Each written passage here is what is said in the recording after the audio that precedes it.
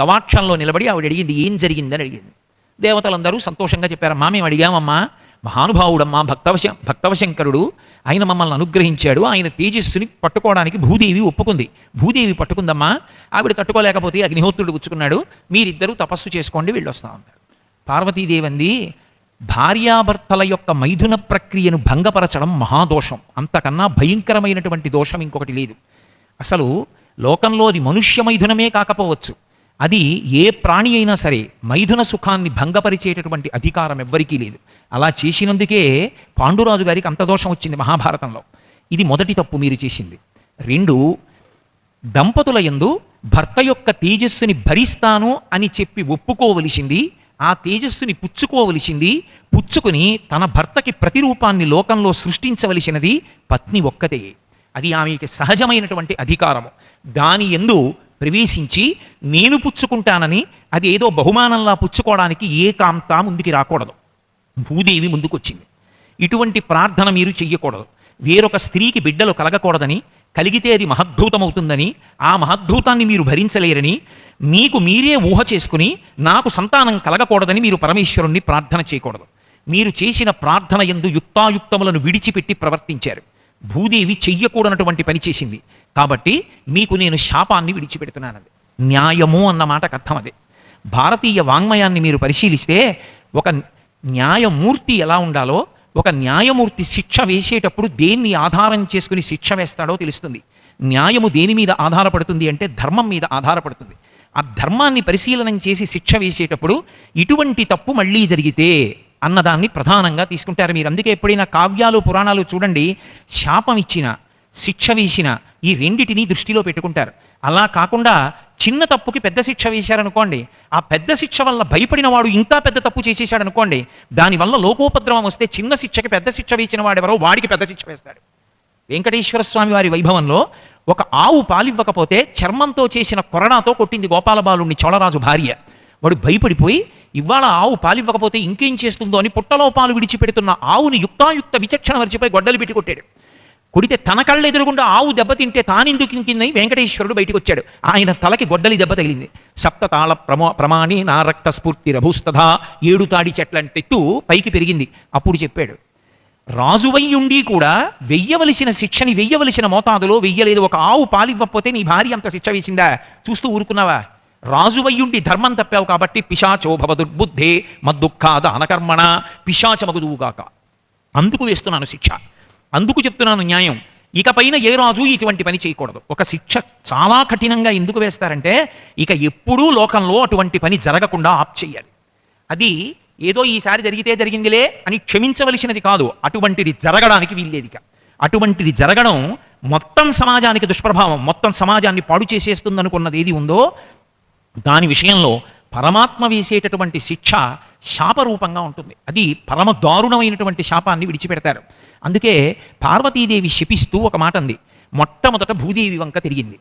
భార్యాభర్తలు రమిస్తున్నప్పుడు భర్త యొక్క తేజస్సు స్ఖలనమైతే భార్య వినాదాన్ని పడతానని కోరుకోవడం ఏ ఆడదానికి ఉండకూడనటువంటి లక్షణం. మొదట గాడి తప్పిన దానివి, నియమం తప్పిన దానివి, ధర్మం తప్పిన దానివి నువ్వు. అసలు నువ్వు ముందుకి రాకూడదు ఒక కాంతవయ్యుండి, అటువంటిది ముందుకొచ్చావు. అందుకే నీకు నేను శిక్ష వేస్తున్నాను.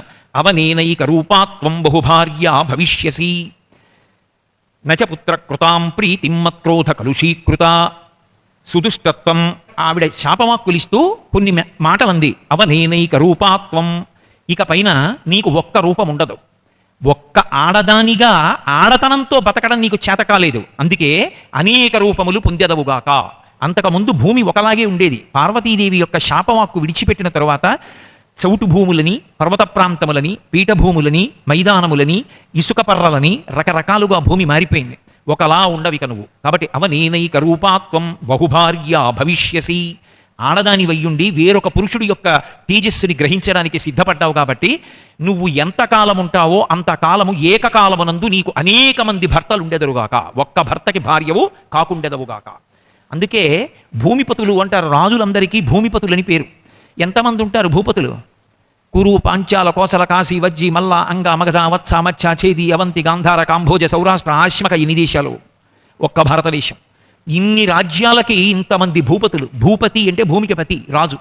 ఒక్క భూమి, ఎంతమంది భర్తలు? ఇంతమంది భూపతులుగా ఏర్పడి భూపతి అన్న మాట వచ్చి రాజు భూమికి భర్త అన్న సిద్ధాంతం వచ్చి భూమికి ఇంతమంది భర్తలు ఉండడానికి కారణం పార్వతీదేవి యొక్క శాపం. కాబట్టి అవనేనైక రూపాత్వం బహుభార్య భవిష్యసి నచ పుత్రకృతాం ప్రీతిం మత్క్రోధ కలుషీకృత. నా యొక్క విశేషమైనటువంటి కోపానికి పాత్రమైనటువంటి దానా ప్రాప్యసిత్వం సుదుర్మేధే మమ పుత్రమనిచ్చతి. నాకు బిడ్డలు కలగకూడదని నువ్వు కోరుకున్నావు మనసులో, విశేషమైనటువంటి దుర్బుద్ధితో ప్రవర్తించావు, ధర్మాన్ని దాటావు. అందుకే నీకు శిక్ష వేస్తున్నాను. ఏ కాంతకైనా సరే లోకంలో ఎన్ని కష్టాలు పడినా శాంతి దొరికేది రెండే స్థానముల యందు. ఎన్ని కష్టాలు ఉండనివ్వండి, ఆమె శాంతి పొందడానికి రెండు స్థానాలు, ఒకటి భర్త, రెండు కొడుకు. పురుషుడికి భార్య ఒక్కటే, భార్య ఒక్కటే శాంతి స్థానం. కాబట్టి నీకు భర్త వలన సుఖం ఉందా అంటే ఇంతమంది భర్తలు ఉన్నారు కాబట్టి 10 మందిలో చెప్పుకోవడానికే సిగ్గైన విషయం. బిడ్డల వలన సుఖం పొందుతాననుకుంటున్నావేమో. నచపుత్రకృతాం ప్రీతిం మత్క్రోధ కలుషీకృత. లోకంలో ఏ ఆడదైనా సరే ఏది కోరుకోదో అదే నీ యందు జరుగుగాక. కుమారుల వలన అంత దారుణమైన అవమానమును పొందెదవుగాక. ఏమిటి అవమానం? ఒక రాజు పరిపాలిస్తూ ఉంటాడు, ఆయన భూపతి, ఆయనకు కొడుకు పుడతాడు. పుట్టిన తరువాత అప్పుడు ఆయన భూపతి అయితే భూమికి అతను ఏమవుతాడు? కొడుకు అవుతాడు. ఆయన శరీరం విడిచిపెట్టిన తర్వాత ఈ పిల్లాడికి పట్టాభిషేకం చేస్తారు. ఇప్పుడు ఈ పిల్లాడు ఏమయ్యాడు? భూపతి. కొడుకు భర్త స్థానంలోకి రావడాన్ని అసలు ఊహయందు కూడా ఏ ఆడదైనా అనుకుంటుందా? అంతకన్నా దారుణమైన విషయం లోకంలో ఇంకోటి ఉంటుందా? నీ యందు ఇది జరుగుగాక, ఇది నిర్విరామగా ఆగకుండా జరుగుతుంది నీ యందు. అనేక మంది భర్తలు ఉంటారు, కొడుకు భర్త అవుతూ ఉంటాడు. ఇటువంటి దారుణ శాపానికి గురిక. ఒక రూపం ఉండదు, అనేక రూపాలు పొందుతావు. 3 శాపములు విడిచిపెట్టింది ఒక తప్పుకి. అంటే ఆమెకి అంగీకారమైంది, పరమశివుడు విడిచిపెట్టాడు కదండి, వాళ్ళిద్దరూ ఒప్పుకుని పరస్పరం సహజీవనం చేశారు కదండి. ఈ మాటలు ఉండవు ధర్మంలో. ధర్మంలో ఒకడికి ఇంకొకళ్ళకి ఒప్పందం జరిగి జీవించడం కాదు. అది 10 మంది మీద ఎలా ప్రభావం చూపిస్తుంది లెక్కలోకి తీసుకుంటారు. అది న్యాయం, ధర్మం మీద ఆధారపడడం అంటే అది అలా చూస్తారు. అందుకని ఇటువంటి తప్పు ఇంకొకళ్ళ ఎందుకు జరగకూడదు. జరిగితే పార్వతీదేవి కనుక తట్టుకుంది, ఇతరులైతే? అందుకే ఆమె ఎంతటి ఆగ్రహాన్ని పొందింది అంటే ఏకకాలమునందు 3 శాపములు భూకాంతకి ఇచ్చింది. భూదేవి 3 శాపములు పొంది వ్రీళితాన్ సిగ్గుపడి నిలబడిపోయింది. దేవతల వంక తిరిగింది. ఏమడిగారు మీరు? నాకు పరమశివుడికి మహద్భూతం ఒకటి అంకురిస్తుందా? ఆ భూతము యొక్క తేజస్సుని మీరు తట్టుకోలేరా? అందుకని పరమశివుడు తేజస్సుని నా యందు విడిచిపెట్టకూడదా? ఆయన యొక్క రేతస్థానమునందు కదిలినటువంటి తేజస్సు కూడా నా యందు ప్రవేశించకుండా ఇతరుల యందు వెళ్ళిపోవాలా? ఇతరులు పట్టుకోవాలా? అంటే నాకు బిడ్డలు పుట్టకూడదని అడిగారు. ధర్మం తెలిసిన ఎవడైనా ఈ కోరిక కోరచ్చా? ఈ మాట అనచ్చా? ఇవాళ ఈ దోషం పురాణంలో వినడం కాదు, సుబ్రహ్మణ్యోత్పత్తి యందు వినడం కాదు, అరాచకంగా ఈ మాట ఇప్పుడు ప్రతి చోట వినపడుతోంది. నేను ఎందుచేత ఈ మాట అంటున్నానంటే అసలు ఆ మాట నోటి వెంట రాకూడదు ఎవరికి. నూతన దంపతులు వచ్చి ఎవరైనా పెద్దల దగ్గర ఆశీర్వచనం చేశారనుకోండి, వాళ్ళు ఏమనాలి? ఆశీర్వచనం శీఘ్రమేవ సుపుత్రాప్రాప్తిరస్తు అనాలి. మీకు తొందరలో మంచి కొడుకు జన్మించుగాక అనగానే పక్కన ఉంటారు ఎవరో అక్కర్లేని మాటలు మాట్లాడేవాళ్ళు. అప్పుడే ఎందుకు లేండి, వాళ్ళని 2 ఏళ్ళు సంతోషంగా ఉండనివ్వండి అంటారు. దాని అర్థం వాళ్ళకి బిడ్డలు వద్దనేనా? నీకు 2 ఏళ్ళు, నీ 2 ఏళ్ల భావన ఎన్నాళ్ళు? దానికి అంతే ఎక్కడ ఉంటుంది? దేనికోసం ధర్మ ప్రజాపత్యర్థం అని అగ్నిసాక్షిగా స్వీకరించావు భార్యని? దానికి విరుద్ధమైన మాటలు పెద్దరికంలో ఉండి నువ్వు మాట్లాడతావా? ఆనాడు పార్వతీదేవి చెప్పిన మాట ప్రతివాడు జ్ఞాపకం ఉంచుకోవాలి. బిడ్డలొద్దన్న ఆలోచన చేసి మాట్లాడారు మీరు. కాబట్టి అపత్యం స్త్రీషు దారేషు తస్మాన్నోత్పాదయిష్యదా. దేవతల్ని చెప్పిస్తున్నాను, ఇక నుంచి దేవతలకు వారి భార్యల యందు బిడ్డలు కలుగకుండుగాక. దేవతలకి బిడ్డలు ఉండరు. అందుకే అప్పటికీ ఇప్పటికీ ఎప్పటికీ 33 కోట్లే దేవతలు. అది ఒకటి ఎప్పుడూ అవదు. నాకు కొడుకు పుట్టాడు, మనవడు పుడతాడు, మునిమనవడు పుడతాడు. దేవతలు మాత్రం అంతే 33 కోట్ల మంది. కారణం ఏమిటంటే పార్వతీదేవి శాపం. 4 శాపములనిచ్చి నిలబడింది. ఇప్పుడు వీళ్ళందరూ సిగ్గుతో దేవతలందరూ తలదించుకుని నించున్నారు. భూకాంత తలదించుకుని నించుంది. పరమశివుడు చూశాడు దేవతల వంక. అంతకుముందు పెద్ద విషయం తెలుసున్న వాళ్ళలాగా, ధర్మం తెలుసున్న వాళ్ళలాగా, పెద్ద లోకరక్షకుల్లాగా వచ్చి అక్కర్లేని ప్రార్థన చేశారు. తనకు అక్కరలేని విషయంలోకి, పెద్దలు నిర్ణయించుకోవలసిన విషయంలోకి నువ్వు అధిక ప్రసంగం చేయకూడదు. అది ఎంత ప్రమాదానికైనా వెళ్ళిపోతుంది. నోరు ఉంది కదా అని వదరి మాట్లాడడం మంచిది కాదు. పెద్దలకు తెలుసు ఏం చెయ్యాలో. వారికి తెలుసన్న విషయాన్ని ముందులో మనసులో అంగీకరిస్తే అక్కర్లేని సలహాలు ఇవ్వడం అనేటటువంటి వాచాలత్వం తగ్గుతుంది. అందుకే అలా తొందరపడి మాట్లాడిన వాళ్ళు 5 నిమిషాలు తిరిగేటప్పటికి సిగ్గుతో తల ఉంచుకుని నించున్నారు. వెంటనే తాన్ సర్వాన్ వ్రీళితాన్ దృష్ట్వా సురాన్ సురపతిస్తథా గమనాయోపచక్రామ దిశం వరుణపాలితాం అన్నారు మహర్షి. ఏమి అద్భుతమైనటువంటి ప్రత్యక్ష ప్రసారం చేస్తారు. తాన్ సర్వాన్ వ్రీళితాన్ దృష్ట్వా సురాన్ సురపతిస్తథా. దేవతలే కాదు, దేవతలకి అధినాయకుడైన ఇంద్రుడు కూడా అలాగే ఉన్నాడు. తప్పు చూపించడంలో మహర్షి ఎంత అందంగా చూపిస్తారో. అందులో నాయకుడికి బుద్ధి లేదు, నాయకుడి వెనక ఉన్న వాళ్ళకి బుద్ధి లేదు, అందరూ ఓలాగే గడ్డి తిన్నారు. అందుకే ఇలాంటి శాపం వచ్చింది. కాబట్టి సురాన్ సురపతిస్తథా, సిగ్గుతో తల ఉంచుకుని నించున్నటువంటి ఇంద్రుణ్ణి, మిగిలినటువంటి దేవతాగణాల్ని చూశాడు పరమేశ్వరుడు. ఆయన ఒక్క మాట బుజ్జగించలేదు. పోన్లేరా బెంగపెట్టుకోకండి అనలేదు. మన్మధుణ్ణి కాలిస్తే అదుపు తప్పినా ఆయన దేవేంద్రుడి ఆజ్ఞకి వశవర్తి, రాజోద్యోగమునందున్నాడు. తప్పనిసరి పరిస్థితుల్లో చేయవలసి వచ్చింది. పైన కాదంటే ఇంద్రుడు ఒప్పుకోడు. వచ్చే ముందు ఏడుస్తూ వచ్చాడు. అందుకే మళ్ళీ పునరుజ్జీవితుణ్ణి చేశాడు, లాలించాడు. ఆయన అనంగో, అవయవములు లేకపోయినా, శరీరం లేకపోయినా పార్వతీదేవి ఆయనకి అంత శక్తినిచ్చింది.